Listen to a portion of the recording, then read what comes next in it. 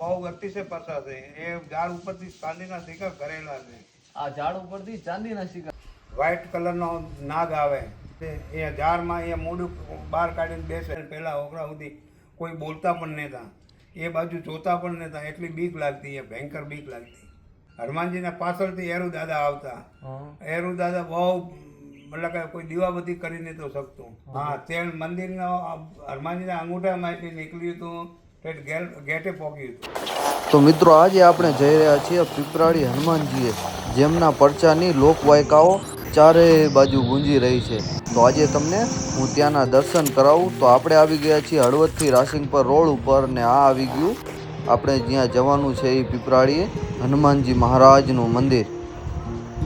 ચાલો અંદર જઈને દર્શન કરીએ અને પછી અહીંના મહંત બાપુ સાથે વાત કરીએ. જીતેન્દ્ર મુનિ. આ જગ્યાનું નામ શું છે? સૂર્યમુખી આશ્રમ, પીપરાળી હનુમાનજી. પીપરાળી હનુમાનજી. બાપુ, આ હનુમાનજીના અહીંયા સ્થાપના થઈ, હનુમાન કેટલા વર્ષથી હતી? આ કરીબન 50 વર્ષ. 50 વર્ષથી. અને જૂની મૂર્તિ હતી જે એ 200, 150, 200 વર્ષ પહેલાથી. 150-200 વર્ષ પહેલા. અને એ હાથ તલાવની અહીંયા બામણે ખોદાવેલી. પાછળ જો વાવ છે, તલાવ છે. કેવા કેવા પરચા હનુમાનજી આપેલા? હર પ્રકારના પરચા છે. નવીન નવીન એરુમાં દેખાય. વ્હાઈટ કલરનો નાગ આવે, કાળા કલરનો નાગ છે, નાગણી છે. એ ઝાડમાં એ મોઢું બહાર કાઢીને બેસે. આ ઝાડમાં ચાંદીના સિક્કા ભરેલા છે.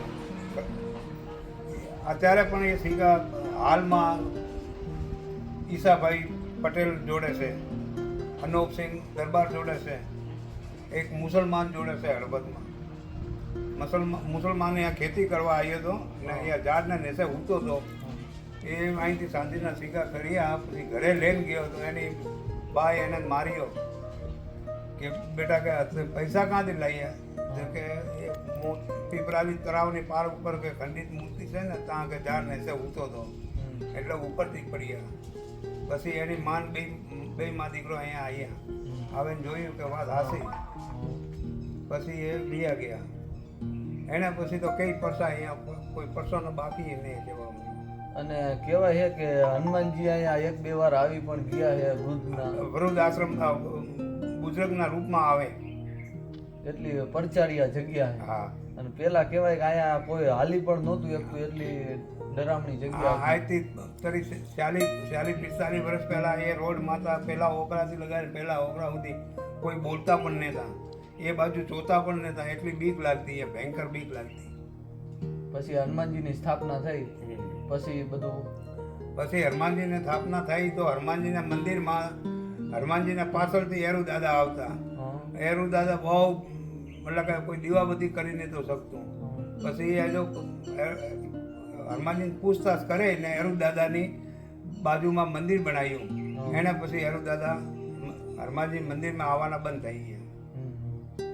અને એ જ્યારે અહીંયા પ્રાણ પ્રતિષ્ઠા ચાલુ હતી ત્યારે આ કે તેલ નીકળ્યું. હા, તેલ મંદિરનો હનુમાનજીના અંગૂઠામાંથી નીકળ્યું હતું, ગેટે પહોંચ્યું હતું. આ 5 ગામની પબ્લિકે જોયું. 5 ગામની પબ્લિકે જોયું. હનુમાન કેટલા વર્ષથી, કેટલો ટાઈમ થયો? આ 25 વર્ષ થઈ ગયા છે. 25 વર્ષ જેવું થયું છે.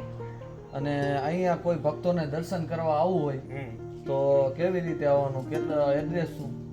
એડ્રેસ સૂર્યમુખી આશ્રમ, પીપરાળી હનુમાનજી, રાસનપર રોડ, હળવદ. રાસિંગપર રોડ, હળવદ. કાશી વિશ્વનાથના નાળા થઈને આવવાનું. કાશી વિશ્વનાથના નાલા પાસેથી આવવાનું. હનુમાન કેટલા 4 કિલોમીટર. 4 કિલોમીટર. બાપુ, આ ગાયો પણ ઘણી બધી જોઈ અમે. હા, ગાય એક ભરવાડનો વાડો છે. હા, એ વાડાવાળાનું નામ છે હમીર દેવસી. અહીંયા તળાવની પાર ઉપર વાડા કીધા તારે. અને અહીંયા ક્યાંથી ભક્તો બધા દર્શન કરવા આવે? અહીંયા ખાગરાહર, આજે કુવારિયા પરિવાર બહુ માને, પછી મ્યુરનગર બહુ માને, પછી રાસનપર, હળવદ. અને આ છે મિત્રો મંદિરની પાછળ કૂવો.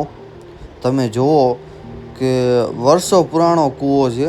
અત્યારે તો ખાલી લાગે છે પણ બહુ જ ઊંડો છે અને ઠેઠ સુધી પગથિયા મૂકવામાં આવે છે. આ બહુ મોટી વાત કહેવાય મિત્રો. જાણે કે આપણે પહેલાં જોઈ કે વાવમાં પણ આવા પગથિયા હોય એવો જ આ કૂવો છે. જુઓ તમે મિત્રો, અહીંયા હાજરા હજુર હનુમાનજી છે. કોઈ વાર હળવદ આવો તો આ પીપરાળી હનુમાનજીએ જરૂરથી દર્શને આવજો.